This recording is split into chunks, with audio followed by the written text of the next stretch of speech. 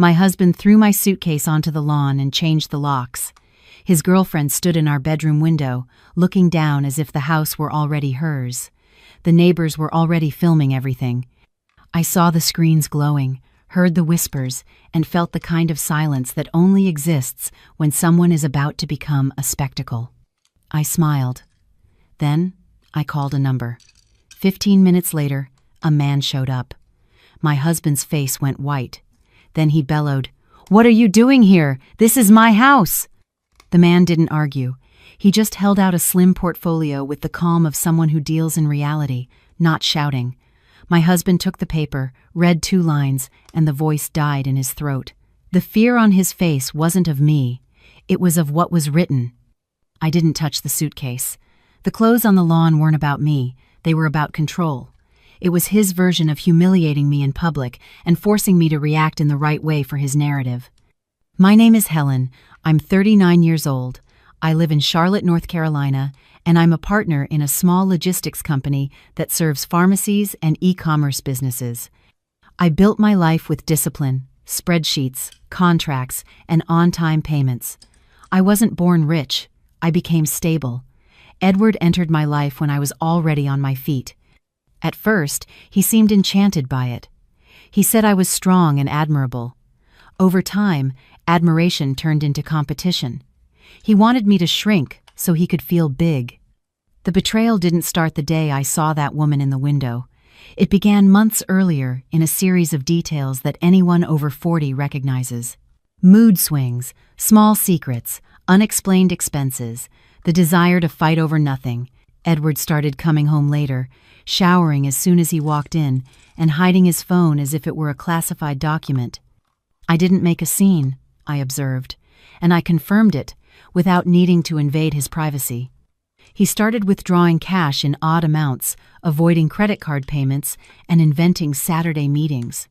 Once at the bank, I saw the statement for our joint account and realized pieces were missing. It wasn't much, but it was constant.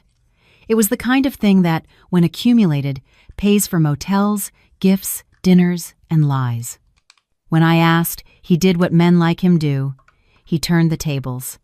"You just have to control everything. You don't trust me. You're cold." Cold. I heard that word so many times it lost its meaning.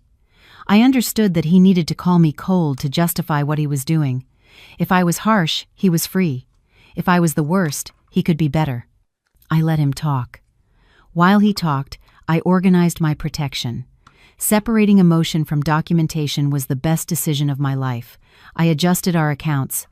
The joint account was left only for fixed expenses, with everything recorded.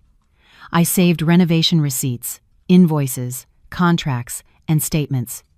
I made a copy of the mortgage documents, left spare keys with a trusted friend, and found a lawyer who wasn't one of Edward's BBQ buddies.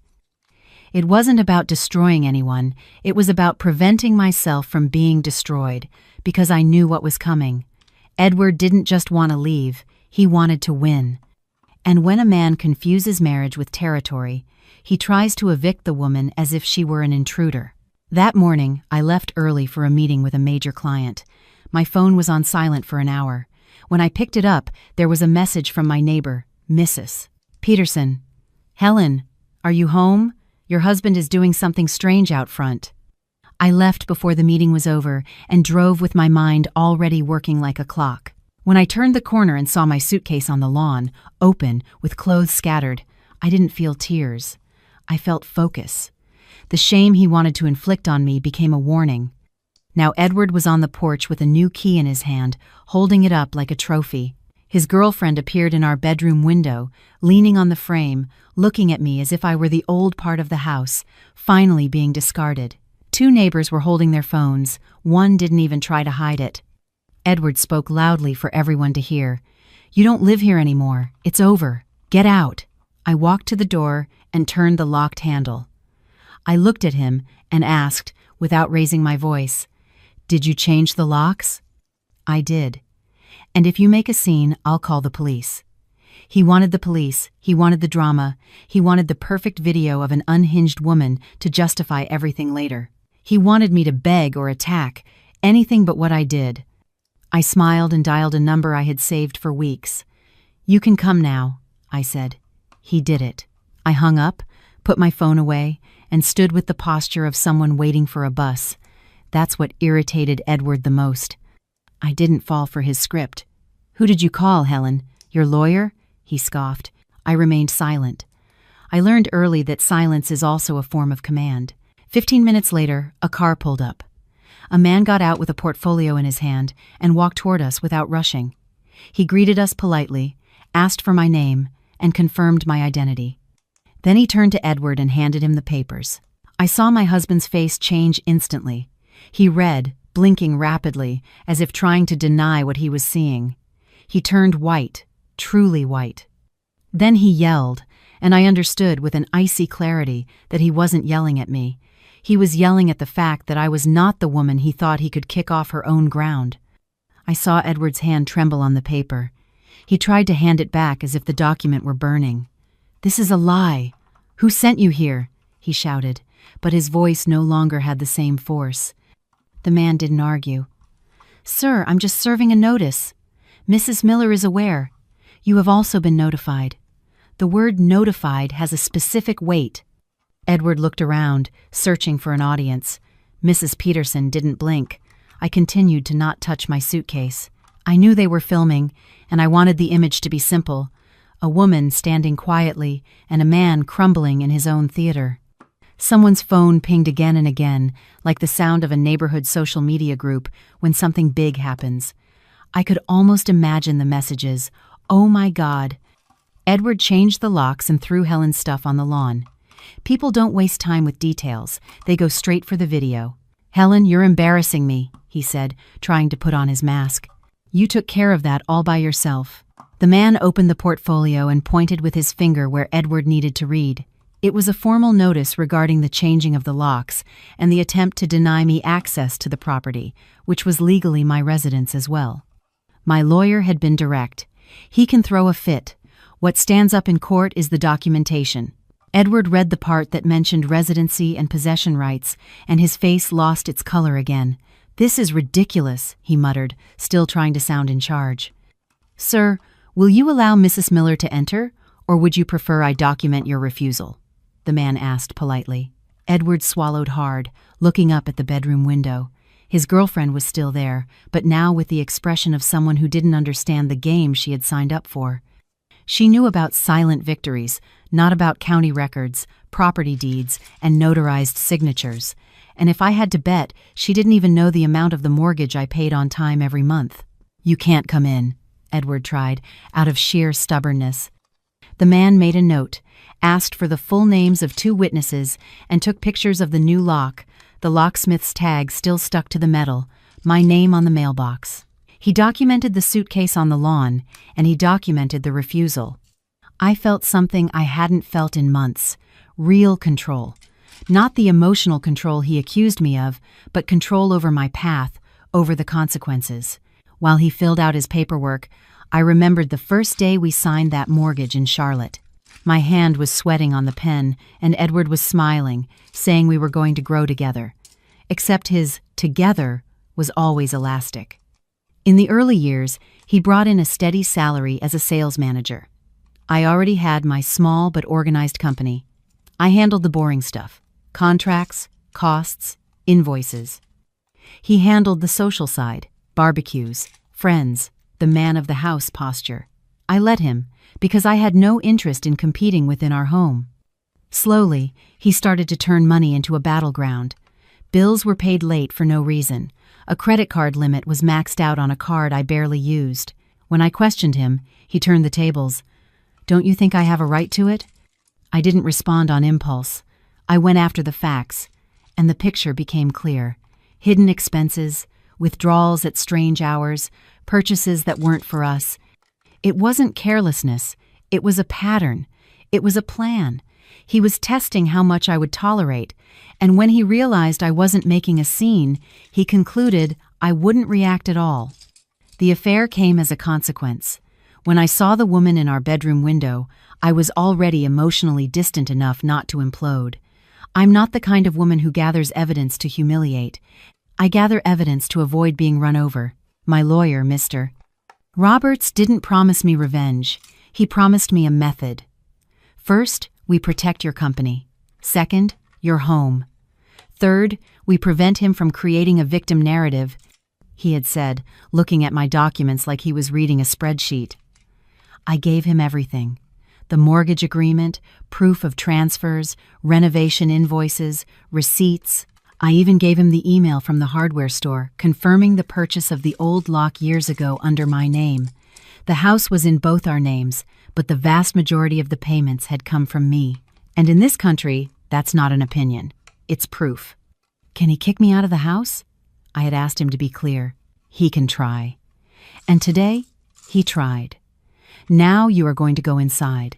And if he resists, we escalate the right way.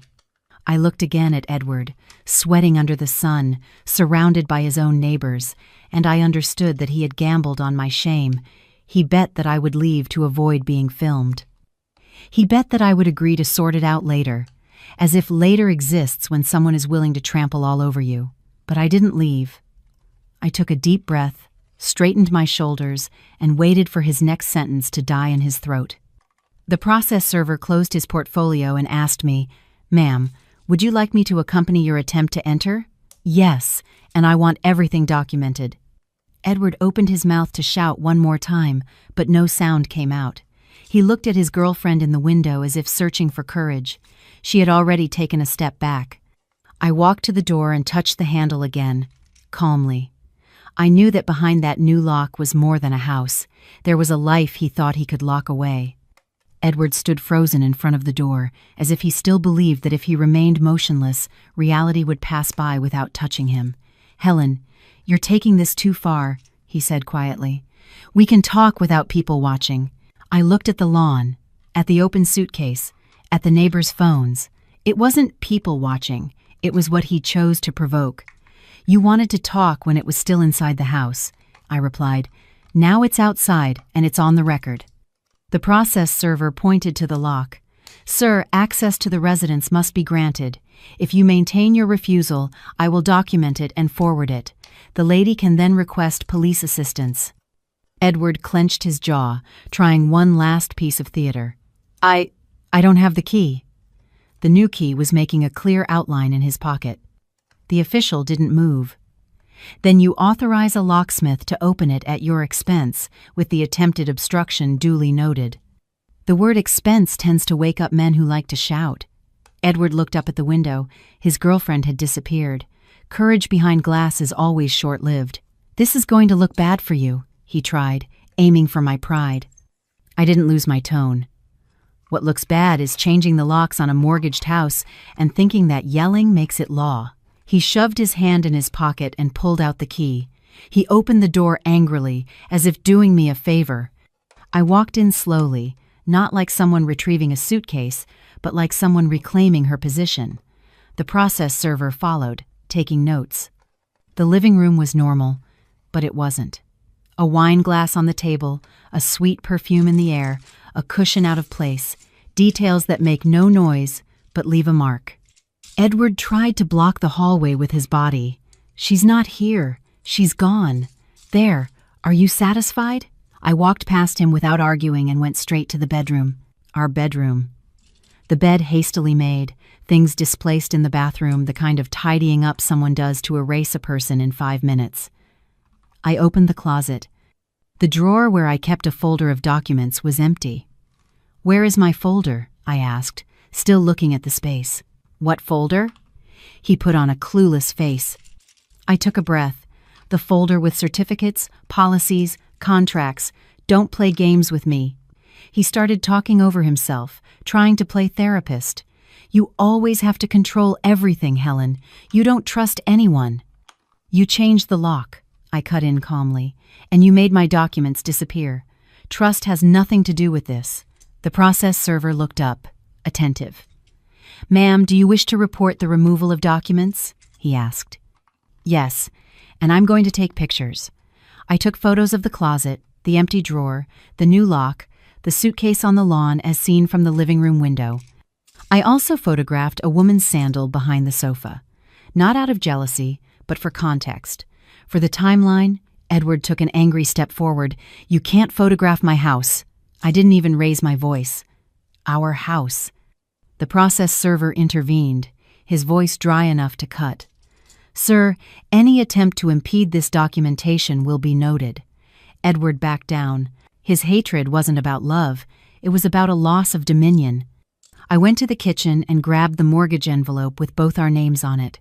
I wanted to feel the paper in my hand, not as a symbol, but as physical proof that he couldn't erase me. "What did you want to achieve by kicking me out, Edward?" I asked. "Put another woman in here and pretend I never existed? You're being dramatic. We were already in a bad place," he answered weakly. "Being in a bad place doesn't authorize anyone to evict the other from their home." The process server concluded his work, filling out the initial refusal, documenting the lock change and the absence of my documents. He handed one copy to me and another to Edward, purely technical, no emotion. When the front door closed, it was just the two of us. Edward paced the living room restlessly. "You humiliated me in front of the neighbors." "You locked me out," I replied. "The humiliation came with it." He stopped in front of me. "You think you're going to win this?" I held his gaze. "I don't want to win you, Edward. I want to win security and peace." I picked up my suitcase from the lawn, came back inside, closed the door, and sat on the sofa for a second. Not out of exhaustion, but out of decision. "I'm staying," I said. He laughed without humor. "Here? With me?" "Here. Tomorrow morning, I'm going to the bank, then to the office, and if you touch anything else, it will be documented." I didn't argue further. I opened my purse, took out my charger, a notebook, and my car keys. Small things that become survival tools when someone tries to throw you out. Edward stood in the hallway, typing on his phone with the urgency of someone calling for backup. I heard him say in a short, almost whispered voice message, "She's here, and she came with an official. Figure something out." I didn't have to guess who it was for. In America, everyone has a friend who can fix things. And that's why I had already planned my next steps. Bank, office, courthouse, places where friends don't have authority. I sent a text to Mr. Roberts. "I'm in. Lock change documented, folder missing. At the bank, 8 a.m. tomorrow." He replied in minutes. "Bring your ID, proof of residence, and the screenshots. Don't sign anything without me." I looked at Edward as if he were a logistics problem. It's not personal. It's a route. I knew that when money is at the center, the next move is usually swift. Late that night, my phone vibrated on the nightstand. A notification from my banking app, an attempted login to the joint account, and it wasn't me. I didn't sleep. Not from fear, but from calculation. When someone tries to take your home, the next step is almost always to take your money. The bank notification just after 11 p.m. wasn't a surprise, it was a confirmation. Edward always knew where I kept things because I never needed to hide anything during our marriage. But when trust dies, knowledge becomes a weapon. At 6:30 a.m., I was already up. I had black coffee, the way I do when I need to think clearly. I gathered my driver's license, social security card, proof of residence, the mortgage contract, and the copy of the process server's report. I put everything in a simple, drama-free folder, the kind a woman who learned to survive with paperwork uses. Edward appeared in the kitchen, his face puffy, trying to seem calm. "Leaving so early?" he asked, as if he still had authority over my schedule. "I'm going to fix what you tried to mess with last night," I replied. He feigned surprise. "I didn't mess with anything. I didn't argue. A lie, when you have screenshots and official reports, is just noise." On the way to the bank, I called Mr. Roberts. "He tried to access the joint account last night," I said.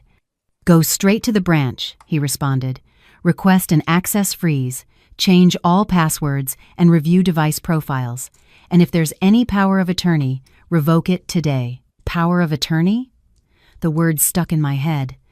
I knew that years ago, when we refinanced the mortgage and later opened a line of credit for the business, the bank manager suggested certain conveniences, authorizations, cross-linked accounts, shared access, things you agree to because they're practical.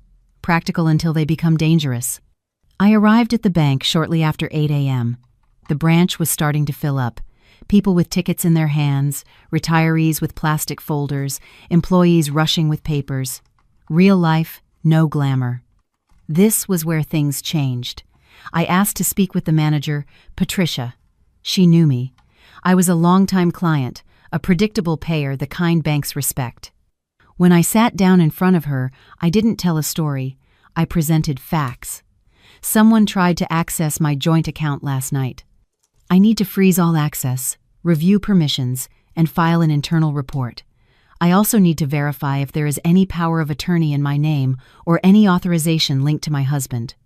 Patricia raised her eyebrows, turned to her computer, asked for my ID, and asked objective questions. I showed her the app notification and the copy of the process server's report about the lockout. She didn't comment on the drama. She commented on the risk. "Helen, I'm initiating a security protocol. Do you want to keep the joint account active? I want it to exist only for fixed expenses with a low limit, and for any transaction over a certain amount to require two-factor authentication and my physical presence," I replied. Patricia typed. I heard the keyboard like I was hearing locks being changed, but this time by me. "And additional credit cards?" she asked. "Cancel any in his name linked to my personal credit lines and block his device's access to the app." She hesitated, as if it were a delicate matter.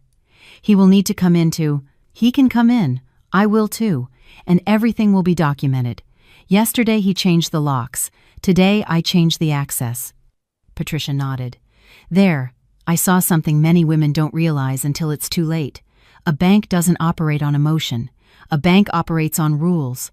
Whoever shows up with documents and clarity gets through." In 20 minutes, I left with new security protocols, changed passwords, redefined limits, and a confirmation that there was no active power of attorney, but there had been a designated representative on an old credit line, which the manager deactivated on the spot. "Thank you," I said. "Helen, be careful. If he tried this yesterday, he might try again somewhere else," she replied in a low voice. I knew. From the bank, I went straight to the company. My logistics business operated out of a small, organized warehouse with 2 vans, an office, and a lean team that depended on me for their salaries and stability. I never mixed romance with payroll, but Edward had tried. When I arrived, my partner, Robert, was already waiting for me with coffee and a serious look on his face. "He showed up here yesterday afternoon," Robert said without beating around the bush. My stomach didn't lurch. It just tightened. What did he want? He wanted to talk about the company. Said you two were splitting up and he needed to secure his share. Asked about accounts, cash flow, contracts. I cut him off, Robert continued. Told him I wouldn't discuss anything without you present. I took a slow breath. The piece fit. He didn't just want me out of the house. He wanted to leave me without a foundation. A woman without a foundation becomes a desperate woman. And a desperate woman signs anything. You did the right thing, I told Robert. From now on, any contact from him with this company is to be considered attempted interference. I'm going to formalize this. I called our accountant, Jessica, on a quick video call. I asked for a simple report, recent access to the corporate email, any password change attempts, any strange activity. I also asked her to review who had signing authority on company contracts and bank accounts. I wanted any blind spots illuminated. While we were talking, my phone rang. It was an unknown number. Hello? A woman's voice, overly careful. Helen? This is Chloe. Chloe. I didn't have to ask who it was. The name came with the scent of sweet perfume and an open window. I just wanted to say that yesterday was an overreaction. Edward was just upset. I was silent for a second, not to listen, but to choose my tone. Chloe, you were standing in my bedroom window. You saw my suitcase on the lawn. That isn't being upset. That's a decision. I don't want any trouble. Then get out of the story, I replied, without aggression. Because from now on, everything he does to me has consequences, and whoever stands next to him is standing near the fallout. She hung up without responding. Better that way. I wasn't interested in fighting over a man. I was interested in stopping a con. By late morning, I was in my office with Robert and Jessica, printing out changes to signing authorities, reinforcing security, and protecting our most vulnerable points. None of this felt like movie-style revenge. It was real revenge, taking away the other person's ability to destroy you. And that's when Jessica sent me a short text. Helen, there was an attempt to reset the finance email password yesterday at 11:47 p.m. It didn't go through because I activated two-factor authentication last month. 11:47 p.m. After the shouting, after the locks, after the theatrics, I leaned back in my chair and felt the last shred of doubt die. Edward wasn't in love, he was at war. I opened my phone and texted Mr. Roberts. He tried the bank, he tried the company. I want a formal order today. The reply came back quickly. Okay, we'll file this afternoon, and tomorrow morning I'll take you somewhere he won't be able to shout. I looked at the cold screen and, for the first time in a long time, I truly smiled. The place where he wouldn't be able to shout wasn't an expensive restaurant or a glass-walled office. It was the kind of place that always has a line, an overly strong air conditioner, and people clutching plastic folders. The courthouse. I arrived with Mr. Roberts shortly after 2 p.m. I was wearing slacks, a simple blouse, and the same expression I use when I need to solve a client's problem. No hurry, no trembling. Real-life revenge begins when you stop asking for permission to exist. "You okay?" he asked in the elevator. "I'm lucid," I replied, and that's what he's afraid of. In the waiting area, Mr. Roberts opened his portfolio and reviewed each item with me, like someone building a case with no room for loose emotion. Lock change documented by the process server. Removal of documents reported.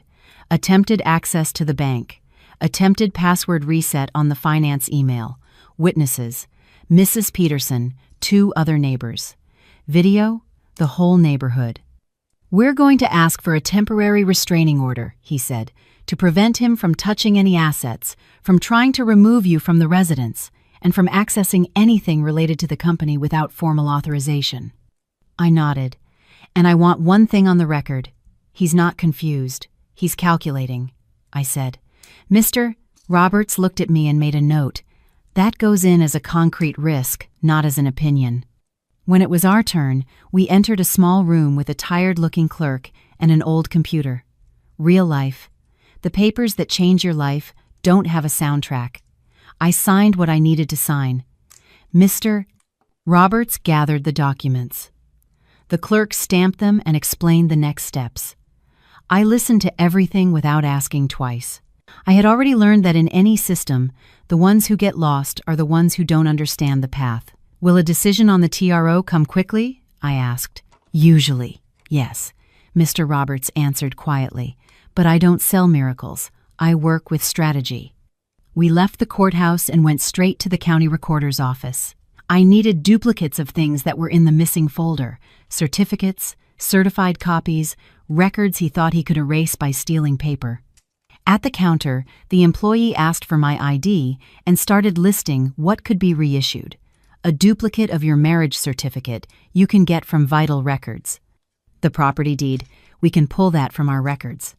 The insurance policy, you'll have to request that from the insurance company with your social security number and personal details.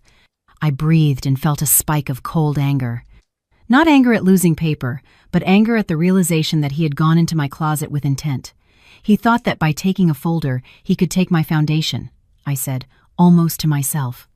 Mr. Roberts made no comment, just turned a page in his notepad. "There's one more thing," he said.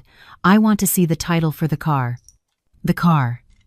Edward had a sedan in his name, but it was purchased with money that came partly from our joint account, the kind of asset that disappears quickly when someone wants to cash out. On the way, my phone vibrated. A text from Robert. "Helen," he texted me again, "says he's going to get his share and that you'll regret this." I read it and didn't reply. I forwarded it to Mr. Roberts. The threat wasn't to make me tremble. It was for me to document.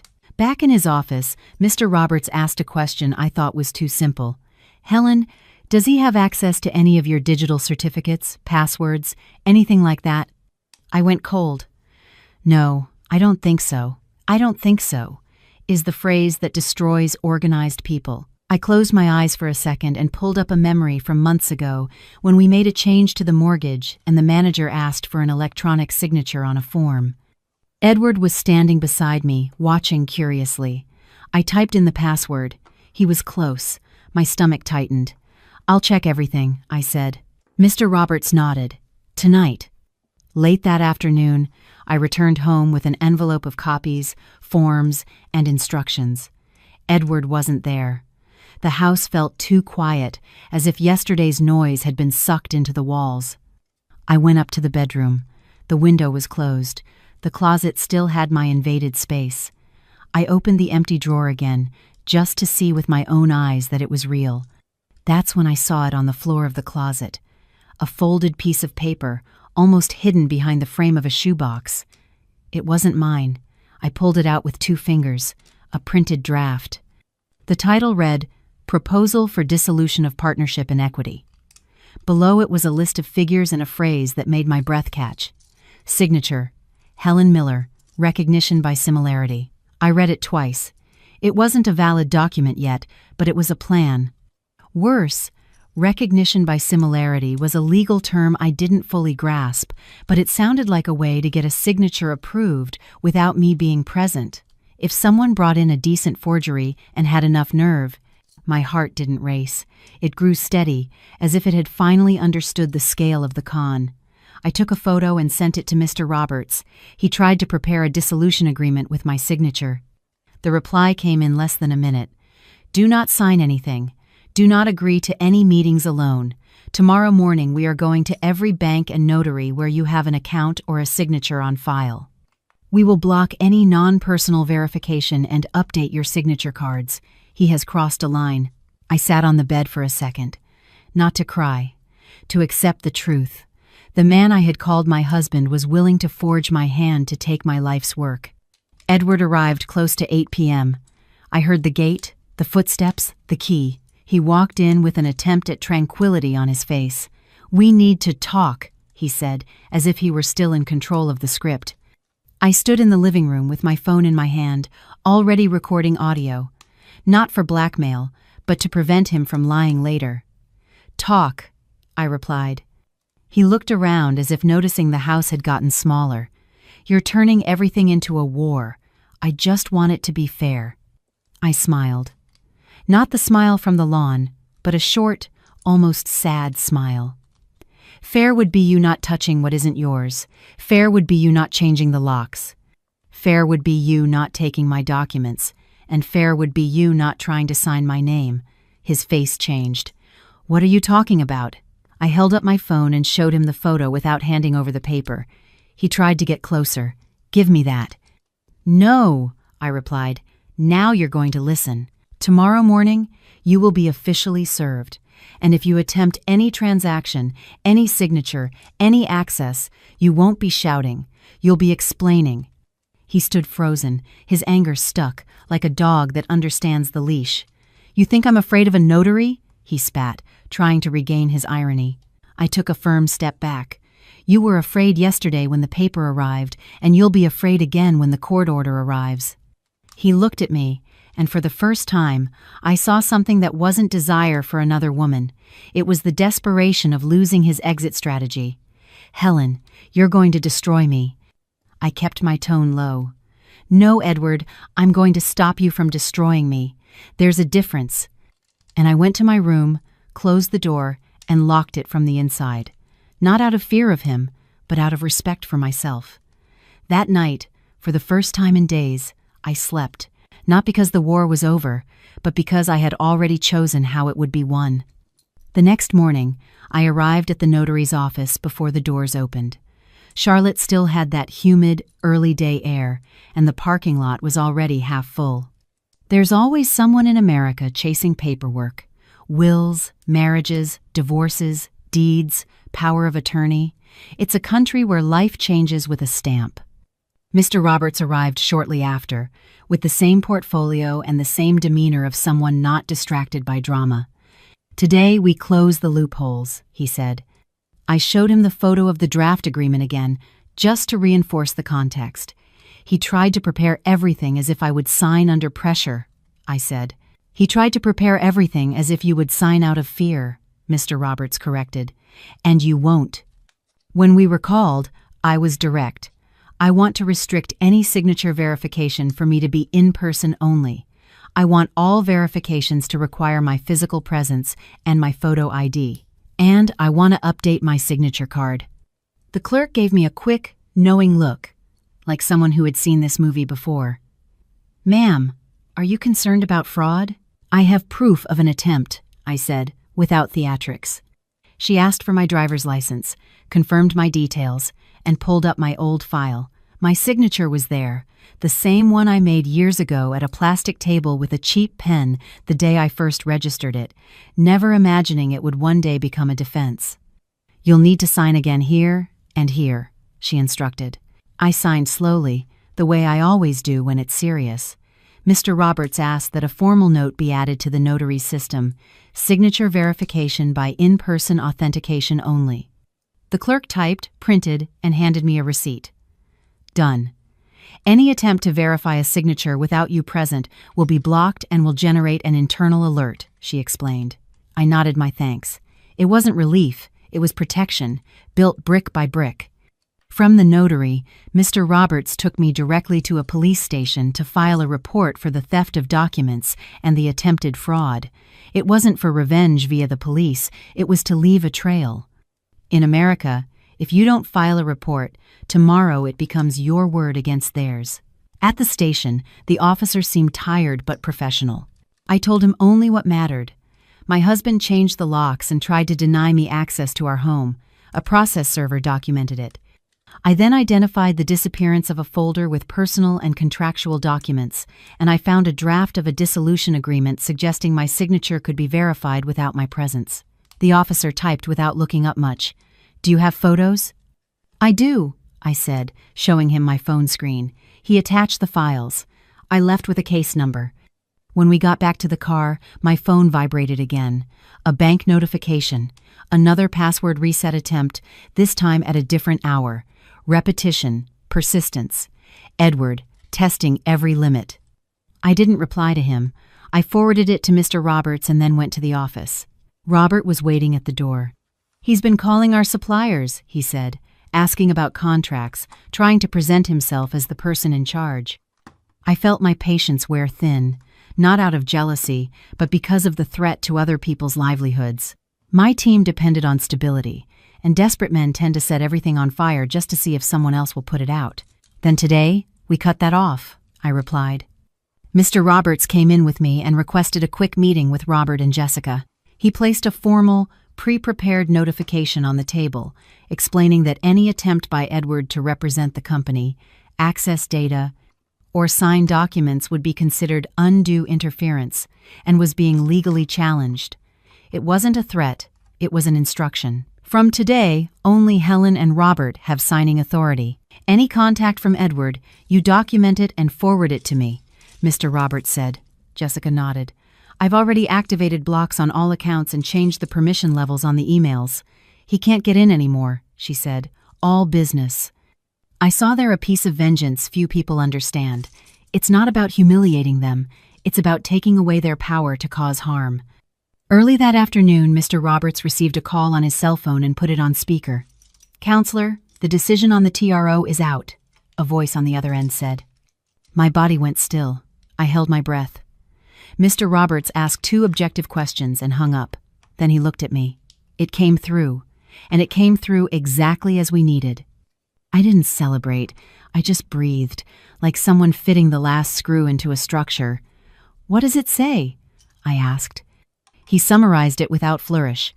The order determines that Edward cannot prevent your access to the home, nor can he make decisions about joint assets without formal communication through the court. It prohibits transactions on specific accounts and assets without authorization, and it establishes that any attempt to access accounts or sign in your name will be treated as a violation of the order. And now? I asked. Now he will be officially served. Today, Mr. Roberts replied. The word officially is what separates conversation from consequence. Late that afternoon, when I returned home, the gate was closed. Edward was inside. I entered without rushing, with the same care you take when stepping on a wet floor, firm but alert. He appeared in the living room with the look of a man who rehearses his lines in his head. "Do you think this is cute? Exposing me? Burying me in paperwork?" he spat. I took the folded copy of the court order from my pocket and placed it on the table. "This isn't exposure. It's a boundary." He picked it up, read the first line, and his face changed again. The same pallor as before, the same fear of paper. "This is absurd. You're treating me like a criminal," he said, trying to shift the blame. I kept my voice low. "You locked me out. You took my documents. You tried to access the bank and the company. And someone prepared a dissolution agreement with my signature on it. I am treating you like a risk, because that's what you've become." He took a nervous step. "You're exaggerating. It was a moment. I was angry." "Anger doesn't print documents," I replied. The doorbell rang. I went to the door and opened it. It was a process server, a different one this time, with the posture of someone who arrives already knowing someone is going to try to shout. He introduced himself, asked for Edward's details, and handed him the notification with the court order attached. Edward took the paper with both hands, as if holding something heavy.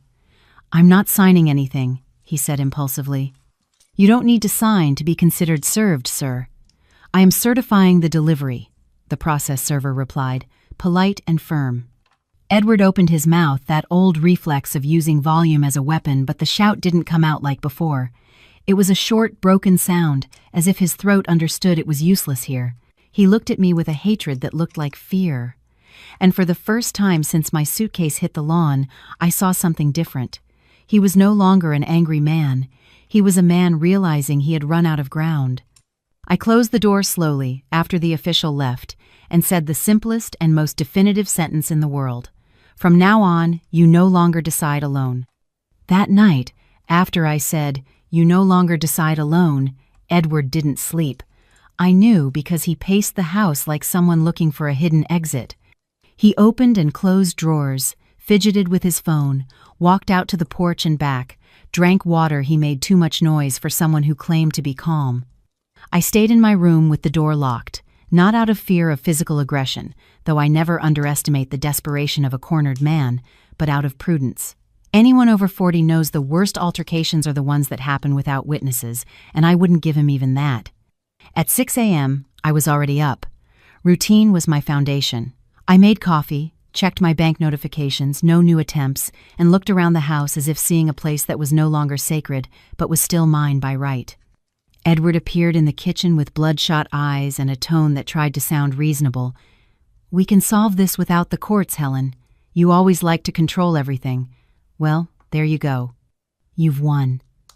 He spoke as if I were fighting for pleasure, as if the locks had changed themselves, as if the papers had vanished by magic.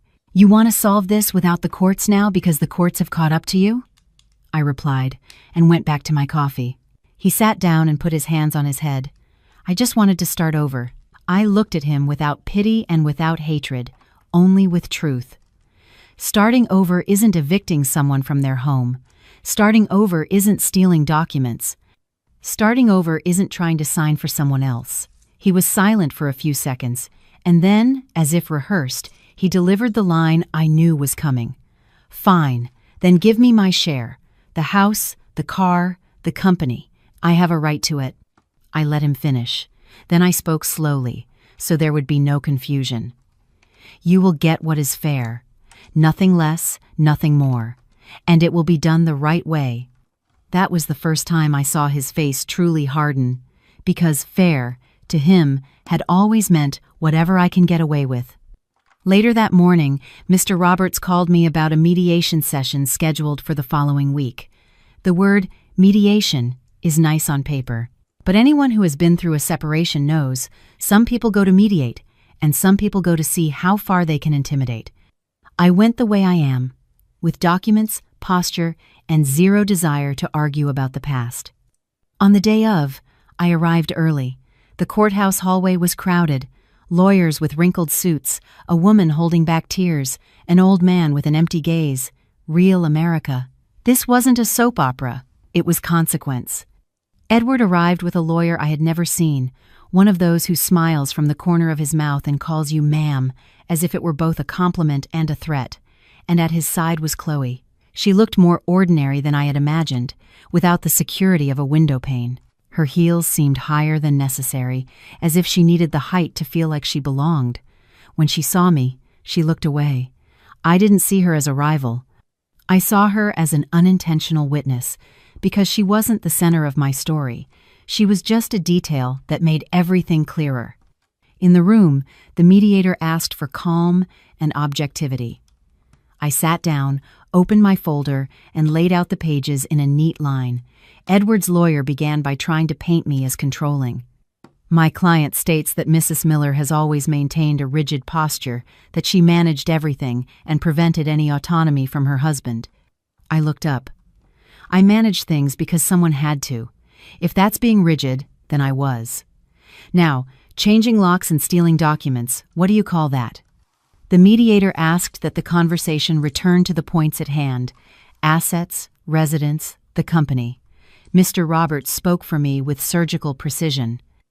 He presented the restraining order, the process server's reports, the attempted bank access, the password reset attempts on the finance email.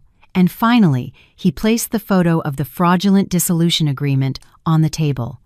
When Edward's lawyer saw it, he stopped smiling. "This doesn't prove forgery," he said quickly.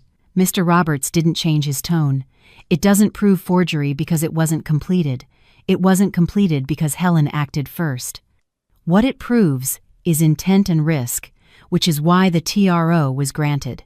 Edward tried to talk over him. "I was never going to forge anything. That's absurd." The mediator looked at him, weary, like someone who has heard that line 1,000 times. "Sir, did you change the locks?" Edward hesitated for half a second. "I did, but did you prevent your wife from entering the residence?" "Just a yes or no, please," the mediator cut in. Edward swallowed hard. "Yes."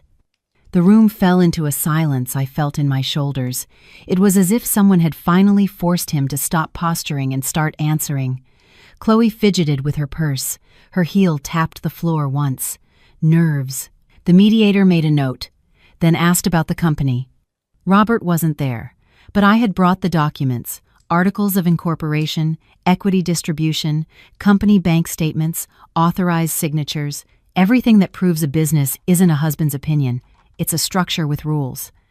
Edward's lawyer tried an elegant exit. "My client simply wants financial compensation for his participation in the marriage and for supporting his wife." I almost smiled. Almost. "Support is not a withdrawal," I said, "and support doesn't give you the right to hack an account or try to sign my name." The discussion moved on to a proposal. Edward wanted half of everything, in the simplest and most unjust way. I offered what was realistic: a formal separation of marital assets with a forensic accountant to review anything involving the company, the maintenance of my right to remain in the house until a final decision, and a fair division of assets that were effectively shared with full transparency. The mediator tried to find common ground, but the truth is, mediation only works when both parties want closure. Edward wanted to win. And then, in the middle of that standoff, the part I hadn't planned for happened, and it was justice all the same. Chloe suddenly stood up. "I didn't know about this," she said, looking at Edward, not at me. "You said that she was being dramatic, that you just wanted to leave." Edward turned his face to her, furious. "Stay out of this." She took a breath and, for the first time, looked at me with a kind of shame I recognized. "I saw the suitcase on the lawn, but I didn't think—" Her voice broke. "I didn't know about documents, the company, all this stuff. I didn't know that you—" She stopped, because she understood that it didn't matter who I was. What mattered was what he had done. The mediator intervened firmly. "Personal matters are not the subject here. Please sit down."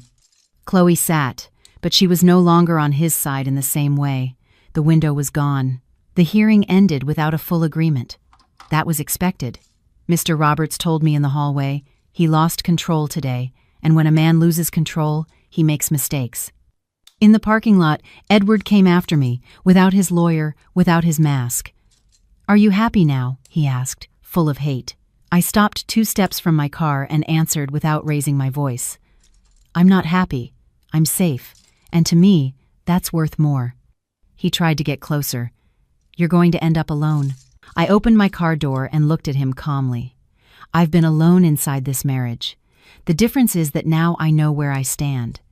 As I got into the car, I saw Chloe leaving a few yards behind. She didn't leave with him. She got into a rideshare by herself. Edward stood there, the sun beating down on his face, holding a folder of papers that no longer obeyed his voice. And I understood that the most effective revenge isn't the one that screams. It's the one that forces the other person to see their own unfiltered reflection. That night at home, I opened the nightstand drawer and placed the new copies of my documents inside. The bank protocols, the copy of the court order, and a simple note I wrote to myself. You don't go back to a place that kicked you out. I turned off the light, and for the first time, the silence didn't feel like a threat. It felt like a beginning. I received the final decision on a Tuesday morning, under a Charlotte sky so washed out blue it seemed too beautiful for difficult days. Mr. Roberts called early, the way he always did when it was serious, no suspense, no dramatic phrases. Helen, it's out. The judgment was published. I was in the kitchen, the coffee still hot. I rested my hand on the counter and felt the entire house go quiet inside, as if everything I had lived through in the past few months had come to a single point, ready to be closed. And? I asked. The division is fair, and his actions were noted, just as we documented. I closed my eyes for 2 seconds. It wasn't romantic relief. It was the kind of exhaustion that finally finds solid ground. The decision said what I already knew but needed to see in writing. I had the right to remain in the house until the final settlement, and that settlement took into account the payments I had proven, the renovations I had paid for, and the real effort of each party. The company was protected. No 50-over-50 split based on shouting, no invented compensation. Edward would receive a fixed amount, calculated on what was shared and provable, and nothing more. The rest was mine, not out of pride, but out of logic. The judge was also clear about his misconduct. It wasn't a criminal conviction, but it was a formal rebuke. Changing the locks, stealing documents, attempting to access accounts and emails, circulating a draft agreement with my signature, all of it weighed against his narrative of being a confused man. To me, that was justice. The following week, we went to the lawyer's office to formalize the agreement and register the changes. I arrived with my folder and my documents. Edward arrived with his lawyer and a look that was no longer arrogant. It was the look of someone who has discovered that volume doesn't change what's on paper. He didn't speak to me, and I didn't seek conversation. At the table, I signed what needed to be signed in person, with ID, as I had mandated. I watched my name become security. I watched my identity become my own again. The paralegal stamped, checked, and handed out the copies. And when I put everything back in my folder, I felt something I hadn't felt in a long time, effortless dignity. When I left the office, the sun was bright. Edward called my name. Helen. I stopped but didn't turn my whole body, just my face. He seemed smaller, not physically, but in the way he occupied space. I went too far, he said. You did, I replied. I didn't think it would turn into all this. Yes, you did. You just thought I wouldn't fight back. He opened his mouth, closed it, and tried another line. Chloe left. I didn't ask when. That was no longer part of my path. I hope you learned something from this, I said quietly. Not for me, for you. Edward looked at the ground. For a second, I saw the man I had met at the beginning, before he confused marriage with dominion, and I felt something rare. Pity. Not the kind of pity that brings you closer, but the kind that ends things. I lost everything, he whispered. You lost control, I corrected him. The rest you traded by choice. I got in my car and drove away. In the rearview mirror, I saw him standing on the sidewalk, not shouting, with no audience, no window to hide behind, just him and his own consequences. That afternoon, I went back to the office and called my team for a short meeting. What happened in my personal life will not affect anyone's job, I said. "The company is secure, and I appreciate your loyalty and discretion." Robert looked at me with an understanding that, for a woman, protecting her work is also protecting her own freedom.